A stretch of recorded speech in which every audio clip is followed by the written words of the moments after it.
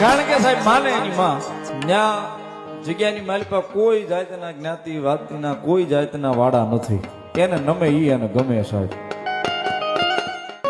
કારણ કે આ ધર્મ છે ને સાહેબ, દુઃખના આહુડે આવે સાહેબ. સુખની સાહેબી સલકાતી હોય તઈ તો કદાચ 5 ભાઈબંધ આવે બાપુ, પણ દુઃખના આહુડા પડતા હોય ને એ દુઃખના આહુડે આવે ઈ આ ધર્મ છે મારી મેલડી સાહેબ.